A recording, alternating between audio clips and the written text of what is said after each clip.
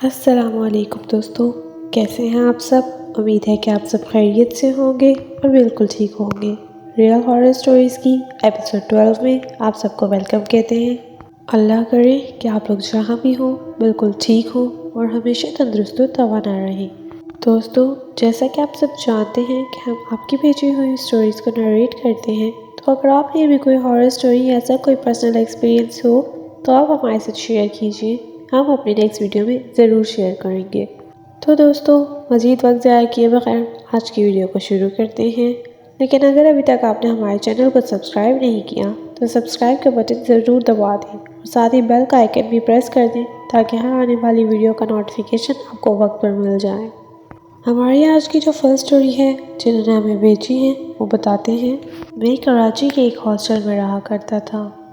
ہمارا ہاسٹل شہر سے بالکل ہٹ کر تھا اور وہاں بالکل ویران سا علاقہ تھا، مطلب وہاں زیادہ تر درخت وغیرہ اور بالکل ویران سا علاقہ تھا۔ وہاں قریب میں ہی ایک قبرستان بھی تھا اور ہمارا ہاسٹل بہت سارے پراسرار واقعات کی وجہ سے مشہور بھی تھا۔ ہمارے ہاسٹل میں آئے روز عجیب و غریب واقعات ہوتے رہتے تھے۔ مانا جاتا تھا کہ ہمارے ہاسٹل کی چھت پر ایک چڑیل کا بسیرا ہے، اس لیے کوئی بھی چھت پر جانے سے بہت زیادہ ڈرا کرتا تھا، اور ساتھ ہی یہ بھی کہا جاتا تھا کہ اگر کبھی کسی کو وہ چڑیل دکھائی دے دی تو وہ پھر واقعی اس کو زندہ نہیں چھوڑتی۔ تو رات کا کھانا کھانے کے بعد سب فوراً ہی اپنے اپنے رومز میں چلے جایا کرتے تھے اور باہر کوئی بھی دکھائی نہیں دیا کرتا تھا، کیونکہ وہاں پہ بہت زیادہ ویران علاقہ تھا، اور اوپر سے یہ چڑیل کا واقعہ جو تھا اس سب کی وجہ سے سب بہت زیادہ ڈرے ہوئے تھے۔ ہمارے ہاسٹل میں لوگوں کی تعداد بھی اتنی زیادہ نہیں تھی، بہت کم، تقریباً 20 سے 30 لوگ ہوا کرتے تھے۔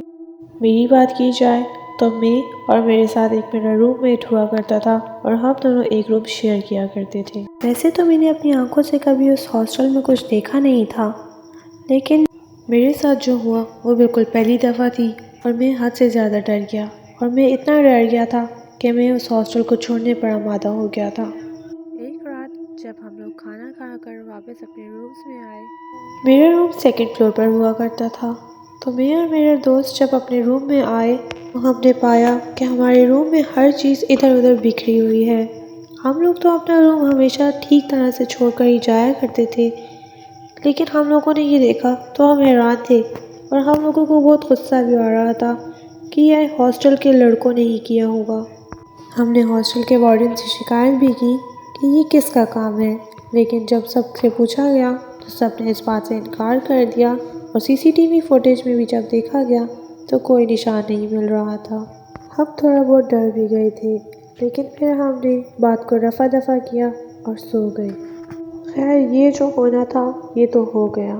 اس کے کچھ دن بعد اسی طرح رات کا وقت تھا، ہم نے کھانا وغیرہ کھایا اور اپنے روم میں آ کر جب سونے لگے تو میں نے دیکھا کہ میرا دوست اس دن بیڈ پر موجود نہیں تھا۔ حالانکہ وہ اس دن بیمار تھا اور وہ کھانے کے لیے نیچے بھی نہیں آیا تھا، لیکن وہ بیڈ پر موجود نہیں تھا۔ میں نے اس کو کال بھی کی، لیکن اس کا موبائل اس کے بیڈ پر ہی پڑا تھا، لیکن وہ وہاں پر موجود نہیں تھا۔ میں نے اس کو کال بھی کی، لیکن اس کا موبائل اس کے بیڈ پر ہی موجود تھا، لیکن وہ وہاں پر موجود خود نہیں تھا۔ میں نے باہر جا کر بھی اس کو کافی ڈھونڈا، لیکن پھر میں نے سوچا کہ ہو سکتا ہے کوئی کام ہو اور اس کے لیے گیا ہو، تو بس میں آ کر اپنے بیڈ پر واپس سے لیٹ کر اس کا انتظار کرنے لگا۔ رات کے تقریباً 2 بج چکے تھے اور میں بہت پریشان تھا کہ آخر یہ کہاں چلا گیا ہے۔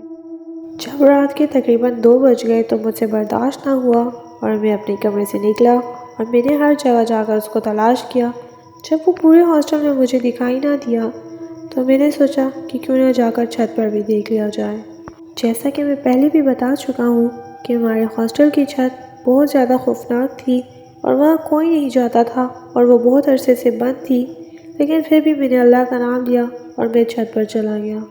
میرے دماغ میں تمام باتیں گونج رہی تھیں اس چھت سے متعلق، اور میرا دل بھی کافی ڈر رہا تھا، لیکن میں پھر بھی چھت پر گیا، اور میں جیسے ہی چھت پر گیا اور میں نے دروازہ کھولا تو ایک ٹھنڈی سی ہوا کا جھونکا آ کر میرے منہ پر لگا، اور میں اس بات کے بعد تو بہت ڈر گیا کیونکہ میرے دماغ میں آلریڈی کافی طرح کی باتیں چل رہی تھیں۔ میرے دوست کا نام کاشان تھا۔ میں نے اس کو کافی آوازیں دیں، کاشان، کاشان، اگر تم یہاں پر ہو تو میری بات کا جواب دو، لیکن وہاں سے کوئی جواب نہیں آ رہا تھا۔ اتنے میں ایک عورت کے رونے کی آواز آئی۔ ایک پل کے لیے میرے دماغ میں کچھ نہ آیا اور میں نے سوال کیا، کون ہے؟ کون رو رہا ہے؟ وہاں سے کوئی جواب نہ آیا۔ میں آگے بڑھا اور میں نے جب وہاں پر آگے بڑھ کر دیکھا تو باہر روڈ کی طرف جو ریلنگ تھی اس کے قریب مجھے ایک عورت کا سایہ دکھائی دیا، اور وہ بالکل اس انداز میں بیٹھا تھا کہ اس نے اپنا سر اپنے گھٹنوں پر رکھا ہوا تھا اور وہ تقریباً ایسا ہی لگ رہا تھا کہ جیسے وہ ہی رو رہی ہو۔ میرے دل میں ایک دم ایسا خیال آیا کہ یہ کون ہو سکتا ہے۔ میں تیزی سے واپس نیچے کی طرف بھاگا، اور میں اتنا تیزی سے بھاگا اور میں سیدھا اپنے دوست کے کمرے میں چلا گیا۔ میں اپنے کمرے میں بھی نہیں جا سکتا تھا کیونکہ وہاں پر تو کوئی بھی نہیں تھا اور میں وہاں بھی اکیلا تھا۔ میرے دوست بھی اپنے کمرے میں سو رہے تھے، وہ بھی اچانک سے جاگ گئے۔ انہوں نے مجھ سے پوچھا کہ کیا ہوا ہے۔ میں نے ان کو تمام واقعہ بتایا اور وہ لوگ بھی حیران تھے کہ میں اس وقت چھت پر کرنے کیا گیا تھا۔ انہوں نے مجھے بتایا کہ کاشان تو کب کا اپنے گھر جا چکا ہے، طبیعت ناساز ہونے کی وجہ سے۔ اس سب کے بعد میں بہت زیادہ ڈر گیا تھا اور مجھے بہت تیز بخار ہو گیا، اتنا تیز بخار کہ بخار قابو میں ہی نہیں آتا تھا، اور میں تقریباً 1 ہفتہ بخار میں ہی رہا اور میں بیڈ سے اٹھ بھی نہیں پا رہا تھا، اور اس دن کے بعد میں چھت کی طرف کبھی نہیں گیا۔ اور آج بھی جب میں اس واقعے کے بارے میں سوچتا ہوں تو میری روح کانپ جاتی ہے۔ اگر آپ لوگوں کو یہ سٹوری اچھی لگی ہو تو لائک کا بٹن ضرور دبا دیجیے۔ چلیے اپنی نیکسٹ سٹوری کی طرف چلتے ہیں۔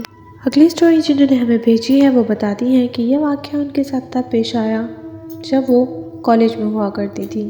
ایک رات وہ اپنے کمرے میں لیٹ کر پڑھ رہی تھی اور ان کے ساتھ جو ہوا وہ بتاتی ہیں کہ ان کو بالکل نہیں بھولتا۔ وہ بتاتی ہیں کہ ہمارا گھر بالکل قبرستان کے ساتھ ہی ہوا کرتا تھا۔